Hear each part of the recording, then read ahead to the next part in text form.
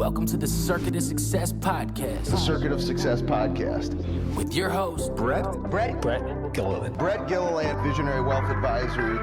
The Circuit of Success Podcast. Let's start the show. Welcome to the Circuit of Success. I am your host, Brett Gilliland. Today, I've got Nick Hutchison with me. Nick, what's going on? Brett, I'm excited for the conversation. Can I ask you question number one? You may. What is your favorite book of all time? Ooh, what is my favorite book of all time? I always tell people The Rhythm of Life by Matthew Kelly. That is my favorite book, and it was a book I got recommended, probably 12 years ago, maybe, and it was a game changer for me. So that would be it, The Rhythm of Life by Matthew Kelly. What do you think? I love it. Here we just. Oh, I haven't read that book yet.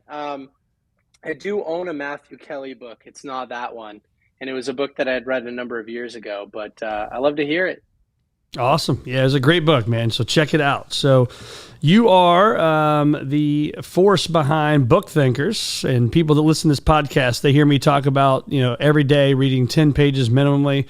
That'll get me around 24 to 25 books a year, which I know I just interviewed somebody yesterday and he had read 85 books. I'm like, okay, I feel like a total schmuck now. But anyway, 24 to 25 books a year is pretty good for me. But anyway, that's what I like to do. Our people connected with your people, and now here we are. So if we can, before we dive into all this great stuff, Nick, I always ask the question is, what has made you the man you are today? Well, I was not much of a reader growing up, which would surprise that can see the background. So I've got like 1,000 books behind me and I read about 100 books a year. Wow. When I was going into my senior year of college, I took an internship at a local software company, and my boss at the time, he recognized that I had about a 1-hour commute each way. And he said to me something like, Nick, listening to the same playlist, the same music for the 1,000th time, like it's not going to get you closer to where you want to be in life, but the right personal development podcast might. And so that's how I started. I started by listening to podcasts. And what I noticed was that so many of the successful people being interviewed, they gave at least some credit for their success to the books that they were reading. And so that's what made me the man I am today. I started consuming personal development books. I started reading about every problem I had, every skill I wanted to develop. I started reading about the world's best at everything: health, wealth, relationships, and I started implementing something from read. Here I am about 10 years later, 500 books in, and you can't stop me now. That's awesome, man. It's true. I call it Windshield University. It's, we have so much time in our cars, whether you're commuting or driving, whatever you're doing, let's get another university. Let's get another degree. Right. And so I think it's huge. So here's my question for you on the, you've read 100 books already this year. I think you said is, how are you doing that, number one, and how are you committing the time to it with a busy schedule? Well, I like to start by asking people this. So sometimes people will tell me like, hey, I can't read. And I love to say, if I paid you $10,000 to read a book by the end of the month, do you think you could do it? And they're like, yes. Well, I could read 5 in that case. And so it's not a question of whether or not we can read. It's a question of whether or not we value it enough to prioritize it on our calendar. So for me, not only is it my full-time job now, which helps me to promote books for authors, but I value it. I value it more than Netflix, more than social media. I value it more than a lot of things that other people spend their time doing. I'm always looking to serve my future self. I'm always looking to remove pain and solve problems. I'm looking to develop skills and get closer to my potential. So that's how I'm able to prioritize it and find so much time. And just like you talked about, 10 to 20 pages a day, that's 25 books a year, even for a beginner. So yeah, it's a great way to make it happen. Yeah, because I hear people all the time when I talk about my 10 pages thing, like, oh, I don't have time, but I think you're right, it's a priority. So I have it, whether it's in the middle of the day, I got to get it in. Usually it's first thing in the morning. It's about one of the first things I do, and so I've just made it a habit. And I think that we've got to. And the things that I've learned, and even the thoughts that come into my mind about something, whatever is going on in my life in that situation, this thing I'm reading over here will help fertilize that, right? And you just add some water to it, and then that thing starts to grow. And for me, it's thinking, it's journaling, it's spending time on it. So I'm curious, because one of your passions and one of the things I wrote down in here is your new book, Rise of the Reader, which comes out November 1st, plug intended. We'll talk about that later. But you really dive into strategies for mastering your reading habits, but then also applying what you learn. So I'm curious on how we do that. How do we apply what we've learned when we read every day? There are so many different strategies for application that we can talk about, but I think it all starts in the early stages of your reading process. So for me, one of the things that I found myself doing that most other people don't do is I set an intention for each book that I read. And my intention follows the SMART goal framework. So it's specific, it's measurable, it's attainable, it's relevant to my life, my relationship, so I'm emotionally connected, and it's time bound. So one of the books that a lot of people are reading right now in the world of business is titled $100 Million Leads by Alex Hormozy. And it's a book on lead generation, and they're just hoping that it's going to change their life. And so instead, I say set a SMART goal. Set an intention for the book, something like find and implement at least 2 lead generation strategies for my business by the end of October. And then review that intention each time you read a few more pages so that you can tell your brain what to filter for. Find and implement at least 2 lead generation strategies. Now you'll be able to accurately identify them within the book, and the book can help you solve your problems. I think it all starts with setting an intention and have that intention focused on taking action. Yeah, I love that, because that's what we do with our clients. You know, we're in a wealth management space, and it'd be like us saying, hey, just come in and we're just going to start saving money with no intention on where we're going and no goal. That would be crazy, right? And so I've never really thought of it that way, is to have an intention for the book. I'm a big highlighter, right? I like to highlight the books. I like to read the actual book, not like on my iPad or something like that. And so how do you, for people that maybe don't have that discipline built today, they're not doing the 10 pages, they're not reading 100 books a year, what advice would you have for them to take action and start making it part of their life?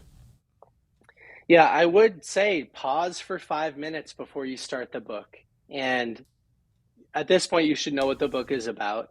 And set a goal. Set a goal to implement at least one thing from the book. So by the time you're finished with the book, you've highlighted a few potential actions that you can take with your highlighter, just like you talk about. And look at those actions. Write them down. Rewriting your favorite takeaways is a form of repetition, and repetition leads to retention. So look at these potential takeaways and say, which one of these is going to lead to most of the change that I'm looking to create? And take action on it.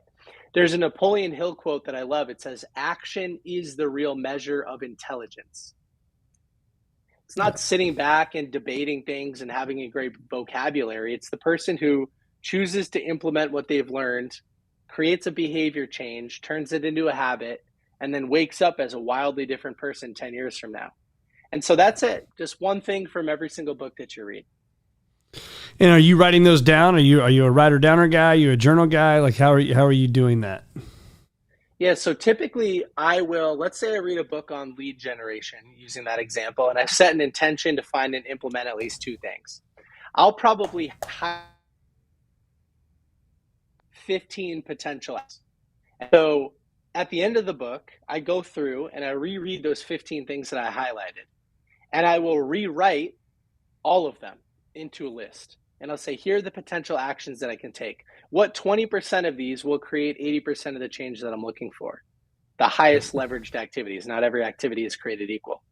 And then I detail all this in the book. It would get a little bit complicated to try to explain, but I have an activity tracker that I will plug those activities in, and I'll set a goal to implement that by the end of the week or in the next 2 weeks or 3 weeks. And so it gets rewritten into a second place. But yeah, I think that writing with a pen in your hand, it's multisensory, it's visual, you can feel it happening. And again, repetition leads to retention. So you want to rewrite it a couple of times, once on paper, second time into my tracker. Yeah. So if we're not reading, would you call yourself a big goal planner? Just again, eliminate the reading side of this thing. Are you a huge goal planner? I would say yes. I have been over the last 10 years. I'm probably a little bit less today than I was. But no, you know what? No, scratch that. Yes, I am. Define that. How are you a huge goal planner? Well, everything's quantified in my life. And I will say that doesn't sound fun, but Jocko Willink said it best. Discipline creates freedom. Discipline equals freedom. And so by defining my goals in my activity tracker for every week, and my goals are related to everything, not just business. So goals around health and the gym and fitness and diet, goals around my relationship, certain number of date nights every week, etc. Goals around my business and my personal finances and things like that. Everything's quantified because without measurement, you don't know if you're making progress. You have to understand your and where you're at. And so I set goals, incremental improvements. I set annual goals for my business and we track against them. I mean, I have all sorts of goals. So yeah, I'm definitely a goal planner. Yeah. I love it. What have you learned about disappointment slash failure slash swinging and missing, all that stuff from the business world? We talk about success all the time on the circuit of success, but let's talk about the circuit of failure too, because I know for me some of my toughest times have been my best learnings.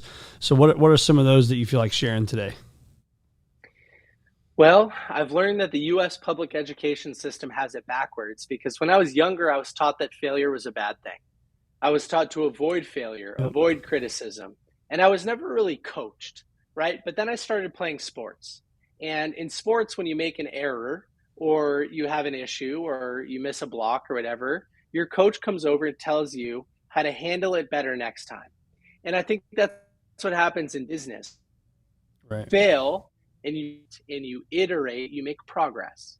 And so I've learned that failure is the best. Failure is amazing. If you fail fast and you fail hard at full speed and you're always changing direction and iterating, like that's where the magic happens. And, that's why my business has grown so much over the last couple of years.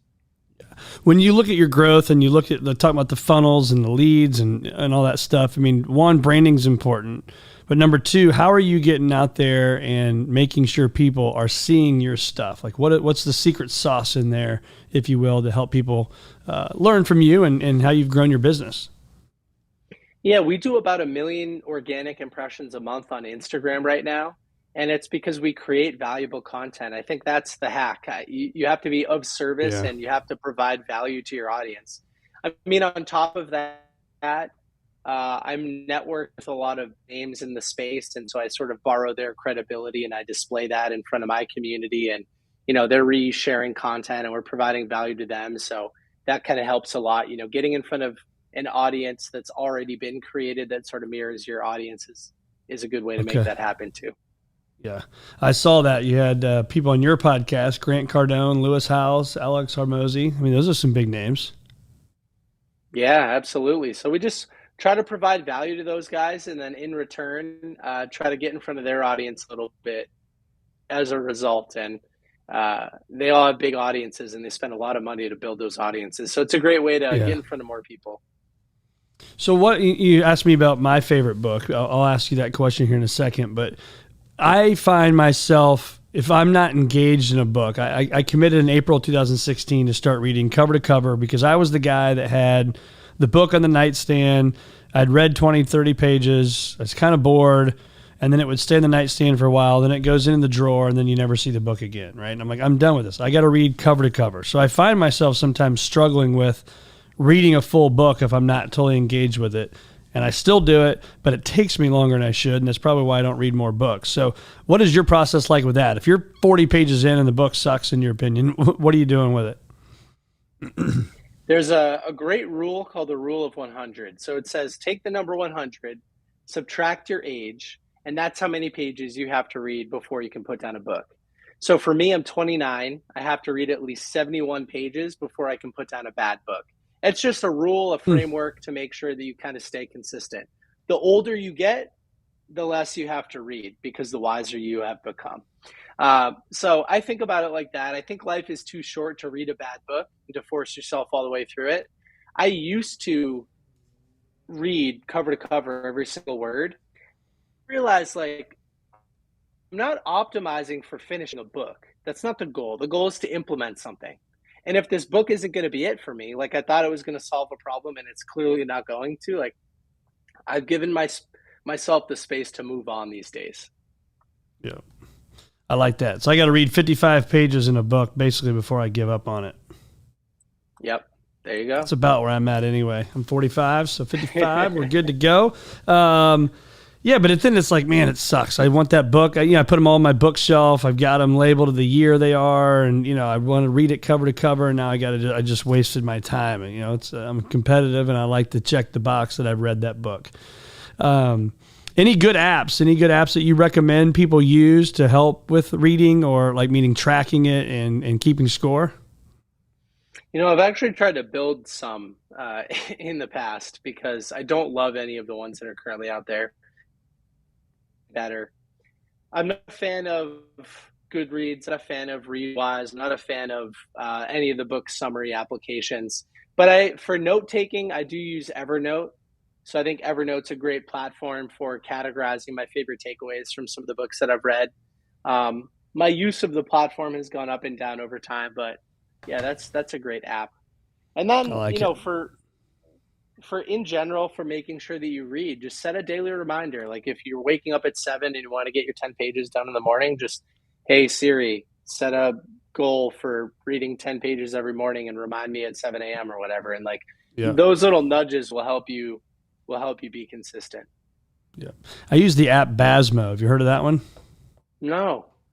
Yeah, so I think let me confirm that. That's what it is on my phone here. So it is called, Basmo, Basmo. It's like a yearly fee, but you put all your books in that you're reading, and it'll tell you what percentage you're at of having it done. You basically set your timer when you start, when you finish. You talk about what page you're on, and it will tell you, how many words per minute you're reading, how many pages per minute you're reading. It'll tell me, hey, based on this speed of reading, you'll finish this book in 2 hours and 17 minutes. And then it's just got a library of all the books I've read this year, which has been kind of cool because you can look back on it and you can take pictures, you can write notes. So I found that to be pretty helpful. I like that. So maybe you could just take that idea and then build your own, and then we'll sell it on here. Everybody will use it. Sound good? Yeah, that sounds good. I'll look that up, Basmo. I'm surprised that I hadn't heard of it before. Yeah, I don't even know where I heard about it, but I've been using it for probably 6 months, and I really like it. What are the habits? If I would follow you, besides, again, reading, if I follow you around with a camera every day, what am I going to see? The no-miss moments, successful business owner, impacting a lot of people. What are you doing day in and day out? First thing I do when I wake up is I walk outside and I get some sunlight. And that's with my dog. So we go on a walk. Most mornings, it's a 45-minute walk. There's a trail near my house, and we get some fresh air. We get the blood moving, we drink water, and we get sunlight before caffeine. Then we go home, he gets fed, and we go to the gym. So my wife is with me too. We go to the gym, we exercise. And I think it's important to get those exercise endorphins flowing before your day gets kicked off. So I focus a lot on strength and mobility right now. Flexibility has been important for me. And then I come home, do a 20-minute transcendental meditation in front of my red light. Like, it all sounds kind of funny, but I'm one of those guys that's really into biohacking and routines and everything like that. Shower, caffeine, reading, and then my day starts around 10 a.m. With a huddle that I have with my team every day. So those are the things that I don't miss every single day of the week, and they're all the kind of like foundation things for my energy. I also don't eat until 12 o'clock. So I practice intermittent fasting normally once a week, or a couple times a month. I'll do a longer fast as well. So I'm into all of that stuff. I think energy preservation, energy optimization, those are some of the things that I focus on with my routines. Yeah. So what are you learning about the red light? I've been debating on one of those. I've got a sauna at home, and I was thinking about putting one of those in my sauna. I've got the lights and all that stuff, but it's not the true red light therapy. So, what are you liking about that? And do you actually feel any different? Or are you seeing anything different with that? I've been using it daily for about 6 months, and I will say that I'm in the gym every day. Sometimes I'll tweak something, or a muscle will be sore. Time is slightly fast. Some benefits as far as skin and stuff like that. Like it'll stimulate collagen production. I haven't noticed anything with my skin, but that's supposed to be a long-term benefit. And yeah, I have a sauna in my house too. We're not as good at getting the sauna session in every day as we could be. We normally sauna on the weekends, but and then during certain seasons, more winter than anything, we're cold plunging. So yeah, I do all that kind of stuff. Yeah. Yeah. That cold plunging never gets easy, man. It's freaking terrible, isn't it? It is. Yeah. And I'll tell you what though, like I enjoy cold plunging. So I just have a tub outside and I fill it with Yeah. Epsom salt water and we clean the water every so often. And in Boston, it gets really cold. So there's a great period of time for like 3 months where the water sits at 33 degrees. There's a layer of ice on Right. top and you got to get in for a few minutes. And like, I love it. I really do love it. I love that you love it because it's like I love it too. Like once I get out and once the initial shock, and I don't know if I'm sure you've done this, but I actually videotaped myself getting in it one time and just I never thought I could make facial expressions like that in my life. I'm like, this is hell. This is exactly what hell has to be like, other than it's hot, not cold. But it's just brutal. But again, it is the one thing. I was just having this conversation with somebody the other day. It is the one thing where I feel drastically different when I'm done. Would you agree with that? Oh yeah. Your endorphins are through the roof and your dopamine spikes and it lasts for a while. Like feel like $1,000,000. I agree. Yeah. Yeah. It's amazing. What is the thing if I were to steal your cell phone from you, is there anything in there that, besides the normal music, email, stuff like that, calendar, but is there anything, app or any kind of hack thing that you use to be productive and live your best life on your phone that you wouldn't want me to delete? Yes. I have an app called One Sec. Have you heard of this? I have not. Okay. So I'll demonstrate it live for you. So it basically stops any impulse use of social media. So when I click Instagram up on the Yep. screen here, watch what happens. It says, oh, it's time to take a deep breath. It makes me breathe in. Then it makes me breathe out. And it says, hey, you've tried to access Instagram 19 times in the last 24 hours. And then it makes you press the button. Do you actually want to use Instagram or do you not need Wow. it right now? And so it stops the impulsivity. Like oftentimes I'll click it when I'm just waiting in line for something. And then I'll be like, you know what? No, I don't need Instagram right now. And so that Oh. saved me a heck of a lot of time. So on One Sec, so that is like basically an overlay on your phone. So is it any app or is it just the ones you kind of pick and choose which one to do? Yeah, it's any app on your phone, and there's tons of other rules. So there's actually an app that comes pre-installed with iPhone, but most people delete it. Let's see. It's called, I forget where I tucked this thing. It's called man, Shortcuts. And so this Oh yeah, app I know One Sec exactly what you're talking integrates about. with Shortcuts, and you can integrate One Sec with any other app. So like, and then you can determine how long the break is, and there's all sorts of rules. So the One Sec app has a tutorial in it about how to set it up with any app, and that's what I do. I love that. That's a game changer, man. I'm going to get that. And the Gilliland boys are going to get a new app installed on their phone. And so when they see they've tried to get on TikTok for the 900th time in the last 24 hours, right, that this will make them take a deep breath and rethink if they actually want to do that. So that's awesome, man. What talk to us about the journey, the grind, man. What do you love about it? What do you dislike about it? What can you share with our listeners there? Well, I love everything about it. I really do. I mean, failure is part of the process, struggle is part of the process, and when you expect it to happen, it doesn't surprise you. Yeah. So, what do I try to optimize for? I want to enjoy the passage of time. And for me, part of that is failure, part of it is growth, part of it is friction, it's being uncomfortable. And so I enjoy it. Like I expect it, and as a result, it happens. And it doesn't surprise me. I'm just out here loving my life. I'm out here building, having fun, and positively impacting people, and those are the things that I'm optimizing for. So, I use these books like a cheat code, like a shortcut, I mean, they condense decades of somebody else's lived experience into days of Yeah. consumption. And, I joke around. I'm not 29 years old. I'm thousands of years old if you include all of the books that I've read. So, yeah, that's the magic. So talk about this book, Rise of the Reader, man. It's coming out November 1st, 2023. Talk to our listeners about this book. It's going to be awesome. Yeah, I just, over the years of building my community on social media, I've received the same questions thousands of times. Like, how do I choose the right book? How do I take great notes? How do I retain more from the books? How do I implement more from the books? And so what I did was I documented my entire process, every little detail, from how do I choose these books to how to implement it, how do I track that behavior. So it's all in the book, Rise of Reader. And again, if you choose to read this, you'll get more from the other books that you're reading.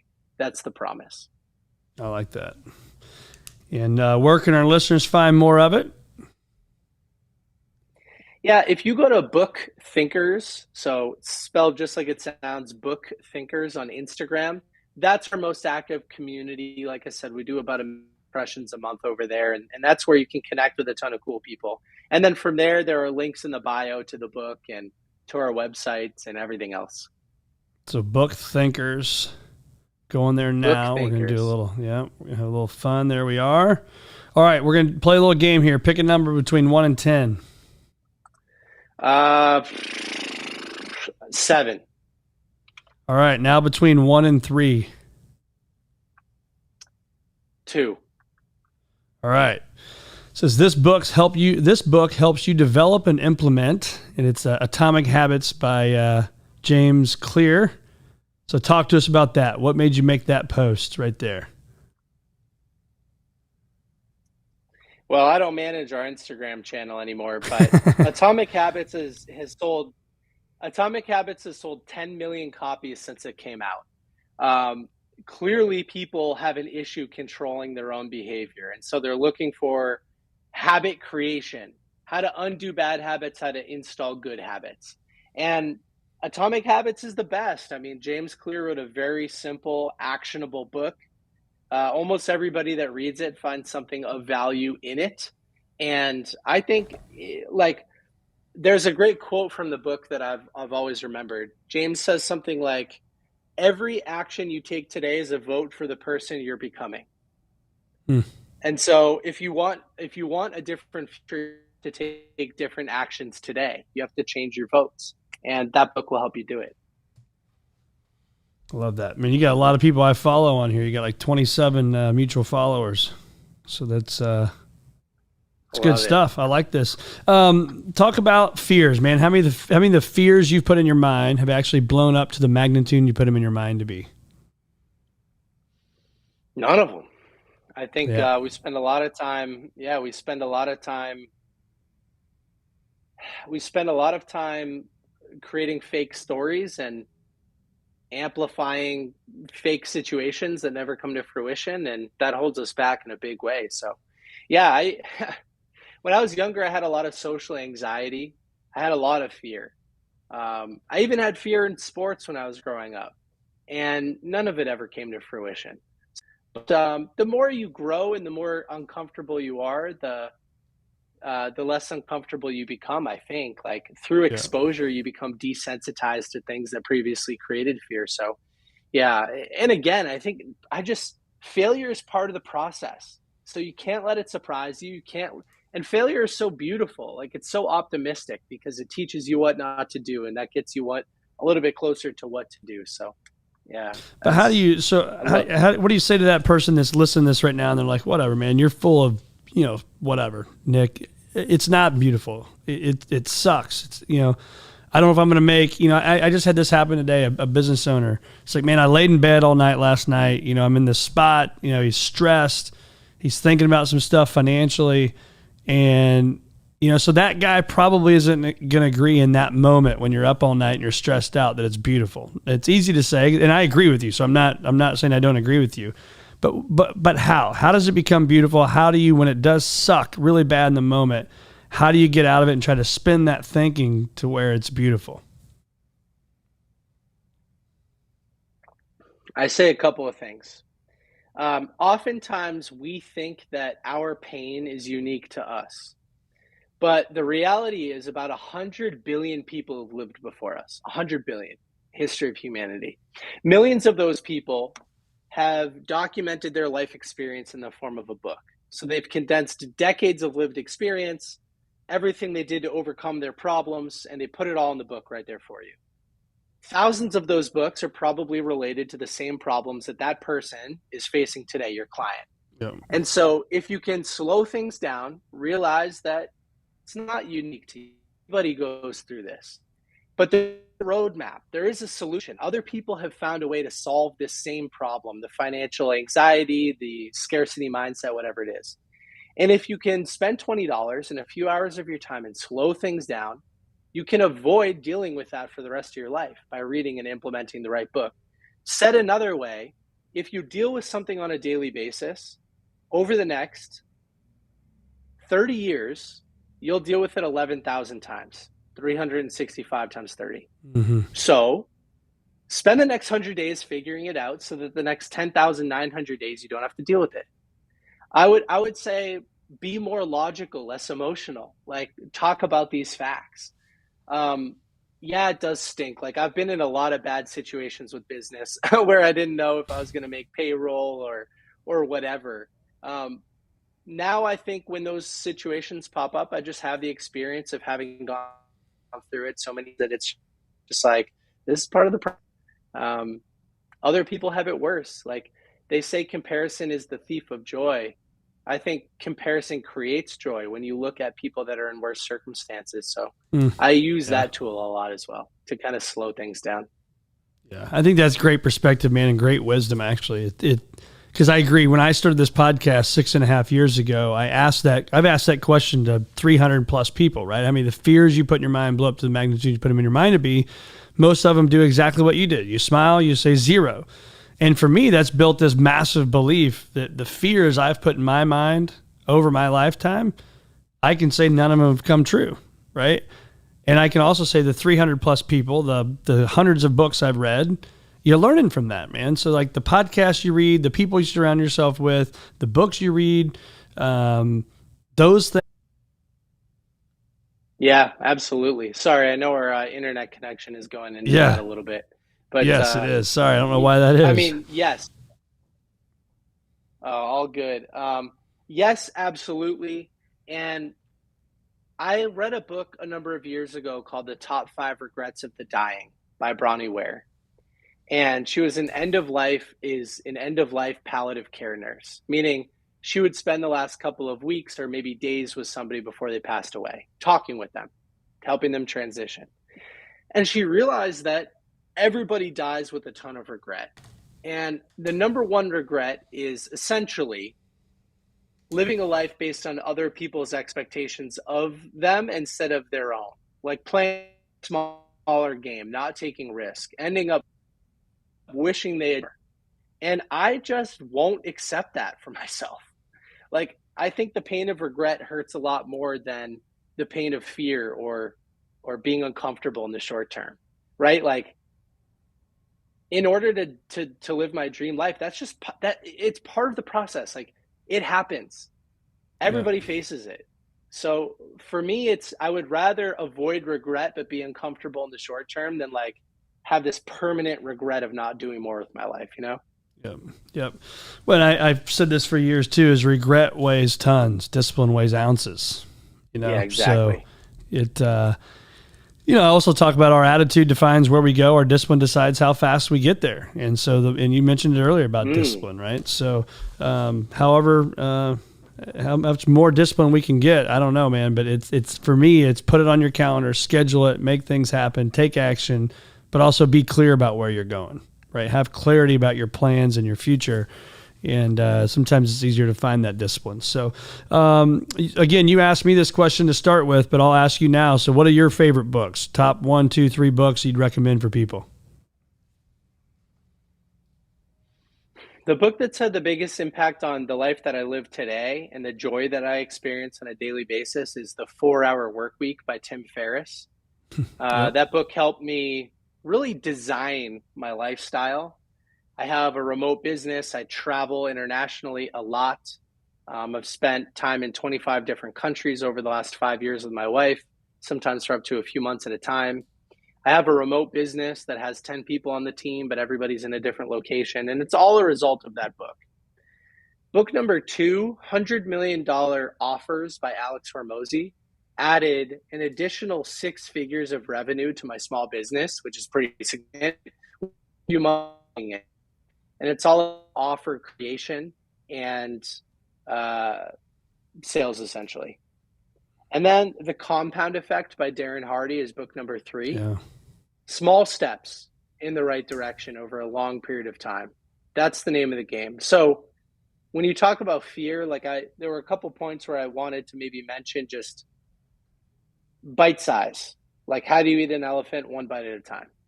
No matter how many times you read Aesop's fable, The Tortoise and the Hare, the tortoise always wins. Like, small steps. And small steps create less fear than big steps do. So I don't have huge goals, but I have manageable steps in the right direction in front of me, and that's where I find most success. Yeah. It's funny you say that. At 29, here I am 45. And so when I was in my 20s, I was, I had these huge, big goals, and I was always chasing them. And it was funny because then I found sometimes when I hit those goals, I'm thinking the bells and whistles and the confetti is going to fly down, and it doesn't happen, right? And I found that I would beat myself up if I didn't do that one thing, even though it was a massive, massive deal. And I would end up still having a great year and a great success and have built a good life. And so I found as I've aged, and you're doing it now at 29, so I applaud you for that, is taking the baby steps. I'd be like, all right, I'm going to go from 0 workouts to 7 workouts a week. I'm going to do that. And then I would do like 3, and then I'd beat myself up over it, right? And just constant struggle. So I applaud you on that, man. And for our listeners, I would agree. It's finding that bite-sized deal that you can accomplish and do and feel good about your success. Yeah, process matters so much more than outcome. And so I just want to enjoy the process and make sure it's sustainable. And I know that it will compound into exactly what I'm looking for in the future anyway. Yeah, I love it. So where do our listeners find more of Nick Hutchison, man? The best place to go is at Book Thinkers on Instagram, which we highlighted once before. And from there are links in our bio to everything that you're going to need. Awesome. Well, we will put this in the show notes, and it's been awesome having you on the Circuit of Success, my man. Stay with me while I hit end here, but just thanks for joining us. Sorry about the internet connection today. I don't know what's going on there, but I love the stuff. I had a page of notes here, man. I loved it. Thank you. Thank you for the opportunity. I really appreciate it.